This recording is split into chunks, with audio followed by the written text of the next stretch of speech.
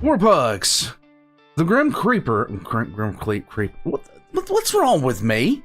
What's wrong with me? I can't even read. Oh my god, the Grim Kleaper... Grim Creeper. Jesus Christ.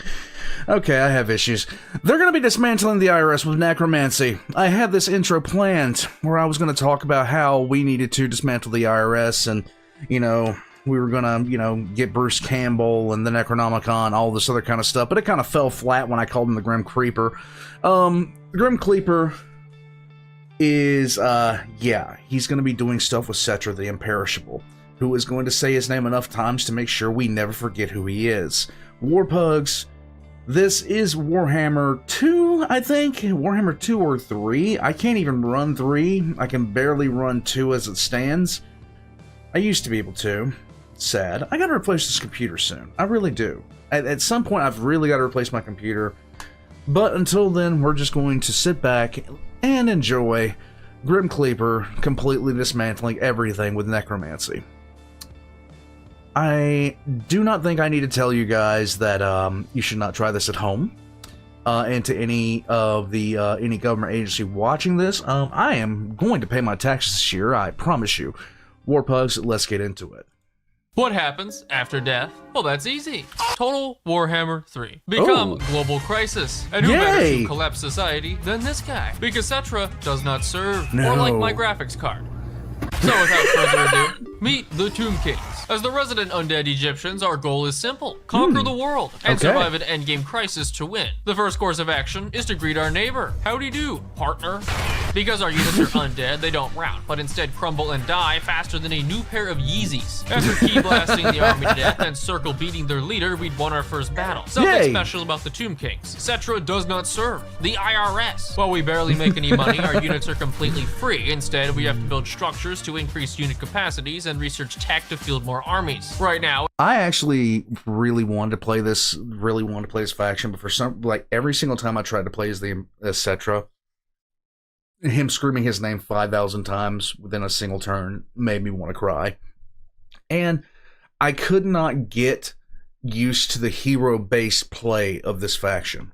we only have a few chariots to recruit, but later in the game, may God have mercy, because I certainly won't. We also start at war with pretty much all of our neighbors because Cetra is a dick. After sieging our first settlement, our units were pretty injured, so instead of waiting for them to replenish, I could just disband and re-recruit them because digging up dead people is free. In terms of expansion, to our left we have desert. Above and below are tantalizing deserts, and to our right is mountains with desert. Because of how our recruitment system works, we need to play wide. Conquering as many settlements as possible gives us more room for unit capacity buildings and bigger armies. With now 3 settlements, we turn to the vampire counts. By deploying our army in a box and partaking in minuscule tomfoolery, our chariots were able to do their thing. Normally, spearmen counter chariots if we didn't have 50. After capturing the 4th settlement, we took a break from the fighting. Yeah, parry this, you filthy casual. For a single turn. Hello, man-child. Given our income was now 300 hyper-inflated dollars, we had to channel our inner Logan Paul and steal more. Or accept bribes, because we scare people. Not like that'll stop me, for Cetra does not read. Manfred also decided to attack us, and his army was looking less impressive than an Amazon break room. Man, undead fights are so much fun. We just sit here for 10 minutes watching bone-on-bone action. Which is why I spent most of it watching these 2 schizophrenic necromancers walk in circles. Like Soink Scoop. Those civilians were unarmed. Alright.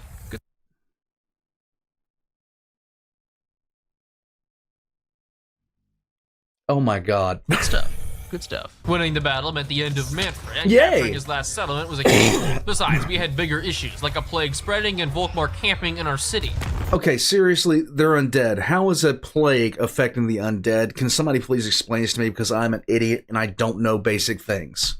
If I had my way, you would be dealt flame and hammer. Okay. That's cool, but I didn't ask. With Manfred's faction gone, our research for a second army had completed, allowing me to regurgitate an entire 20 stack in just 2 turns. But for every new army we awaken, our research speed goes down, so it takes longer to get another. Because each settlement we own increases research speed back up, more cities equals more armies. And plagues. Okay, skeletons can't get sick. Exhibit A, Jack Skellington. Ow, my fucking dick! Speaking of pestilence, our neighbors. Directly Directly next to Kemri is this quirky, not like the other girls settlement, the Black Pyramid of Nagash, a fortress that could unleash untold evil and horrors into the world. So naturally, I had to have it. So up until this point, things were going pretty well. Please don't declare war on me.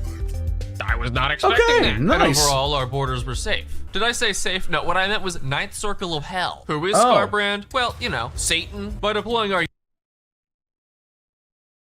Scarbrand hates everything. He doesn't like sand. It's everywhere.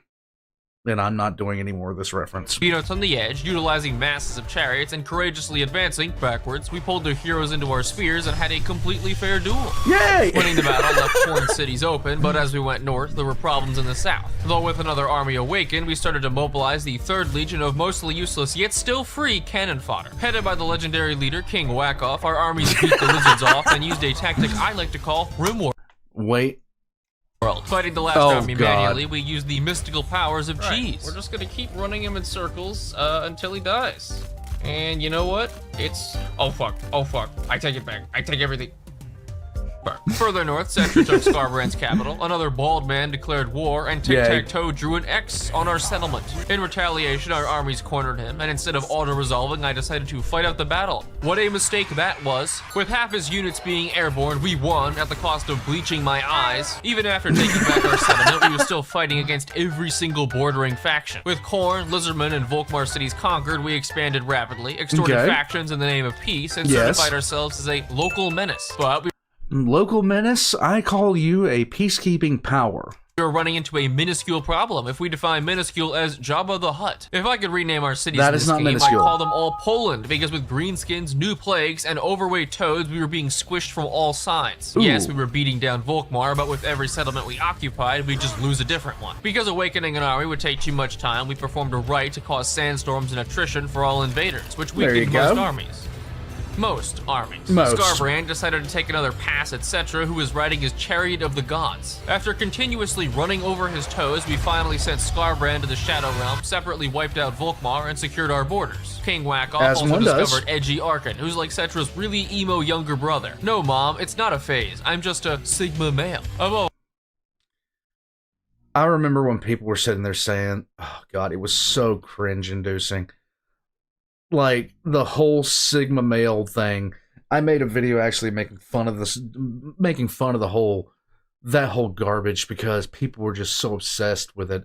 It's like, no, you're not some sort of different kind of person. You're just the same edgy edgelord that everyone thinks they are.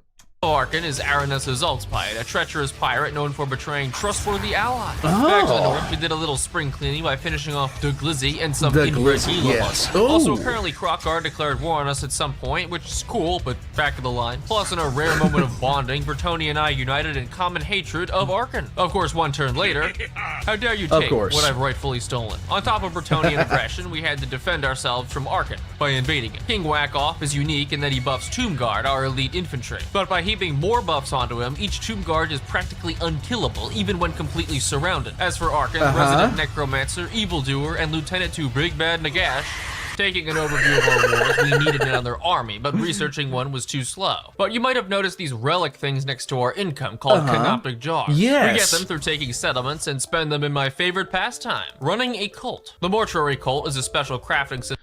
Running a cult takes time, effort, and, for the most part, it takes a good social networking ability. I can think of no one better to run a cult than Cetra the Imperishable, because everyone is going to know who he is. And then it's a cult of personality on top of everything else, which makes things all the better. System for the Tomb Kings. We could also awaken new heroes and armies, so by emptying Cetra Jr.'s college fund, we awakened a new dynasty. To further our military even more, we changed up Cetra's army. If having some chariots is good, then thinking rationally, what about a whole army of them? To test our theory, we fought a quest battle for our legendary weapon. Oh my good god. All of my units don't even fit on like where they intended to have the rally point. Even their dedicated anti-chariot units couldn't stand up to the might of standstill traffic. Oh my god. He's dying, by the way. This is killing him. We won Cetra's Blade, researched another army, and kept increasing our income. Tic-Tac also declared war again, leading us to witness more Slon magic. My mini-map was just filling with enemies, so I pieced out one of the Lizardman factions. Tic-Tac-Toe's horrifying army just kinda died, and everyone's favorite murderous psychopaths came back. Thus far, the campaign could be summed up in one word: suffering. Resettling ruins, beating up Ark, and having those very ruins raised, beating up Ark, and accepting bribes, and fighting a lightning strike battle against dinos with 400 chariots. If you told me this is how I'd be spending my Friday night, I'd believe you. But at least one good thing came out of all this: a giant boner with a bow. King Whack-Off's Really? Really? We had to go there. army had recruited a bone giant who drops explosive arrows faster than the ratings of Velma. Krokar had decided to siege our settlement with his pet Shit. undead frog, a Slon so powerful that when he died, he just didn't. Luckily, Whack-Off's boner giant unloaded all over the Lizardman, edged Krokar to death, and when it was down to just Lord Croak, beat the meat out of that toad. When everyone was finished off, we returned to fighting Arkan, but next door was a special rogue army, because scattered around the map are books of Nagash. Each one gives us special powers after we defeat the army holding it. The same Nagash whose pyramid we'd looted. Inside is a building we can exploit called the Vault of Nagash, with secrets and dark magic, the likes of which no sane mortal would mess with. Luckily, we're neither. Plus, it's not like building the vault has any serious consequences. I mean, surely it wouldn't set something in motion that would cause a massive invasion to happen.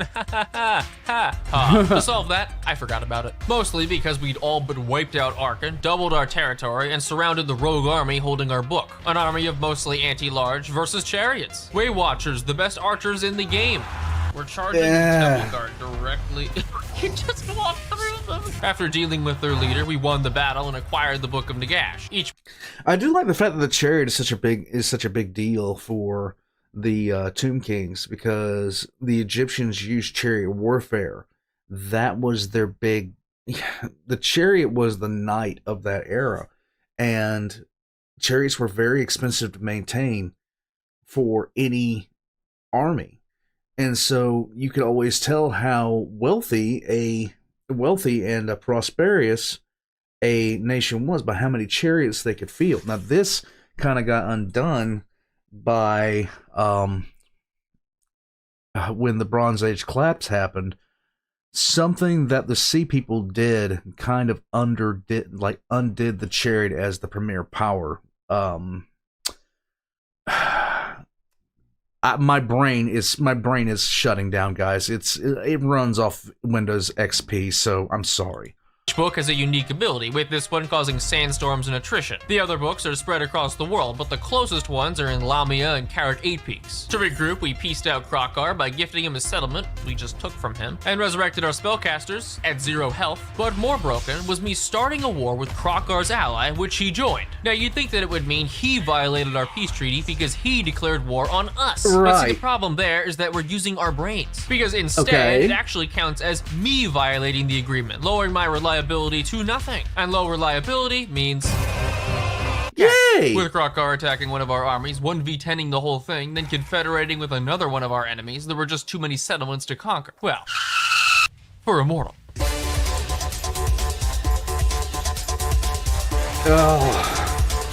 Oh, they're bouncy. Whee!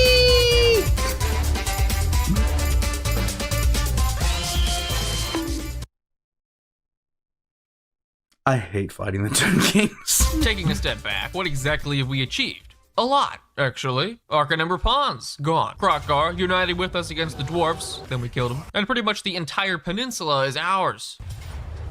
Sorta. Big Kairos Fate Weaver, Tzeentch Worshipper, and Muppets mascot. By expanding south, we'd run into him and the worshippers of Tzeentch. Now, Big Bird and his entourage are almost exclusively ranged units who can kite. So, as I've said 10 times before, chariots. Turning Kairos into KFC, we evicted Tzeentch and took his northern settlements. Kairos' last cities were in the Chaos Wastes, which have no practical usefulness whatsoever. So, you know, we're here. On the other side of the world, we were sending armies to Lustria for one of the books. First, we got caught by orc pirates, which wasn't too bad, but then the Skaven. I expected them to send one army, not 4, so only one of our boats made it to land. We did make a friend though, Luther Harkin, in perhaps the most lopsided trade deal I have ever seen. In the north of our peninsula, we'd mostly defeated the dwarves, discovered the Skaven clan moors, and were The Skaven are so fun to play in this because you can just be an absolute dick for no reason. And it's valid. expanding rapidly, at least until we met our match. A completely random rogue army made up of grenade launchers, steam tanks, and Hellstorm rockets. But maybe we still had a chance. No.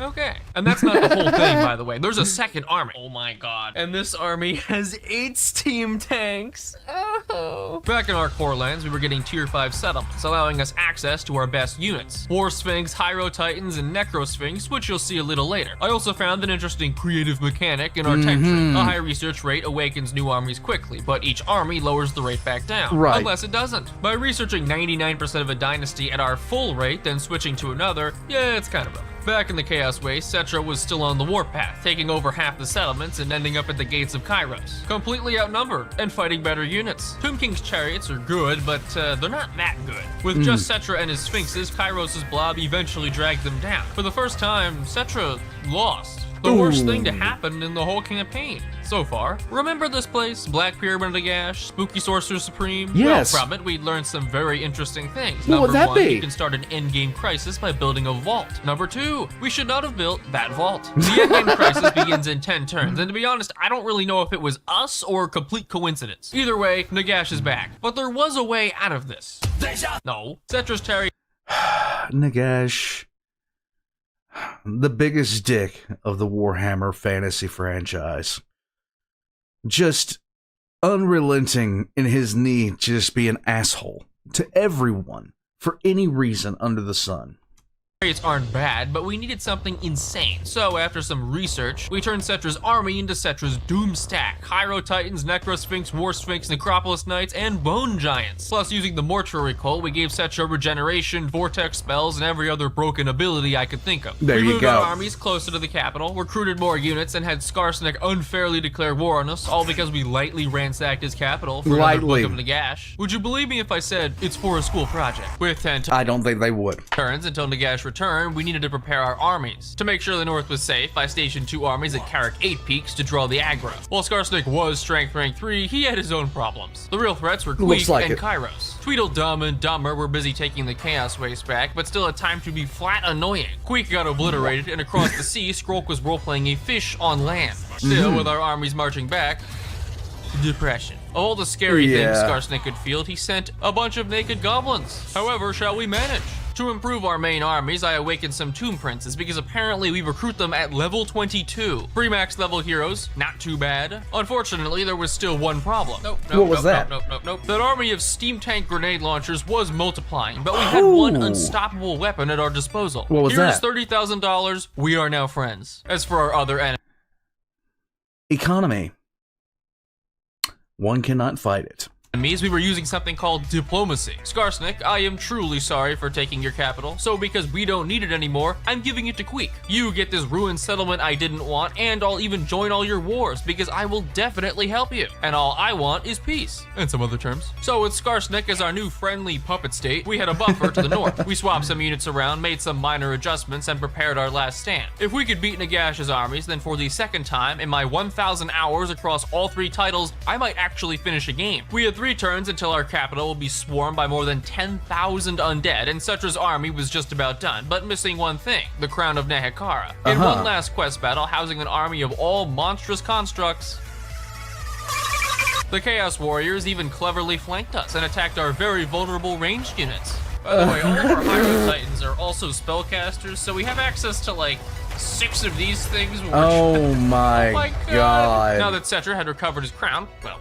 that was it. We'd done all the preparing we could do, so I stacked every army into a tight ball and passed our final turn. If we could hold, we'd win the campaign. If we could hold. By the end of this turn, we'd need to wipe out all 9 armies to prevent any more from spawning, which is why I stacked our lords in one spot. So, in the words of history's most ancient warlord,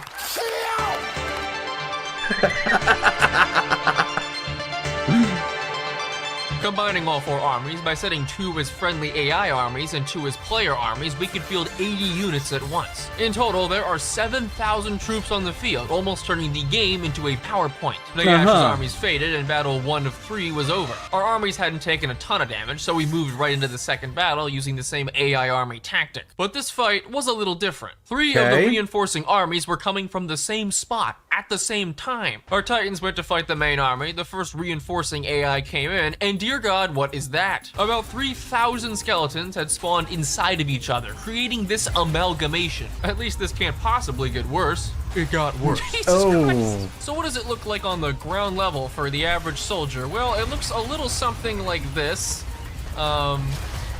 I'm not really sure how to describe it. Because the enemy armies could not physically get onto the field, I had to keep pulling back to let them spawn. They even hit army losses and had 0 units on the field, but the game was soft locked because of our blob. As my PC spit up coolant, my suffering ended at last. Now it was down to the final battle against Nagash's 3 best armies. Bringing everything we had to bear, it was a lot. In one last climactic, exciting, and totally not completely one-sided battle, Cetra beat Nagash's armies once and for all. With over 1 million gold spent, 44 wars declared, and 0 allies ever, we'd at last achieved a complete and total campaign victory. For Cetra does not forget. You didn't think I wouldn't remember, Kairos.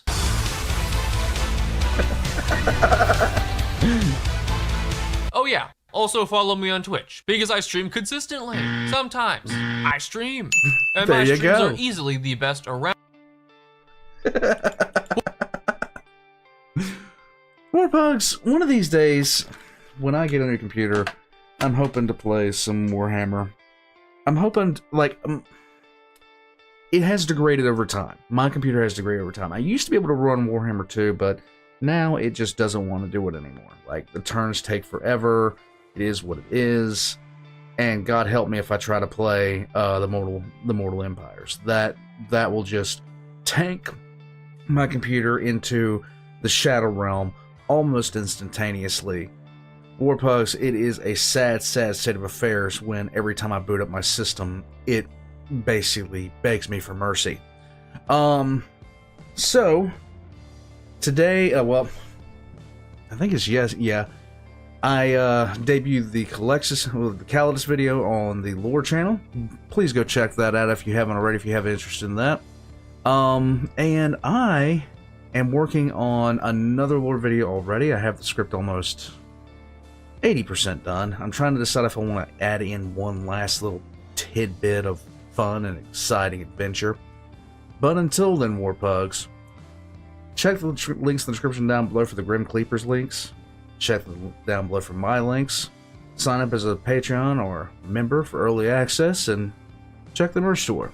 And I will catch you guys next time. And just remember, imperishable, 50,000 times as loud as you can scream it. That's the Tomb King's experience.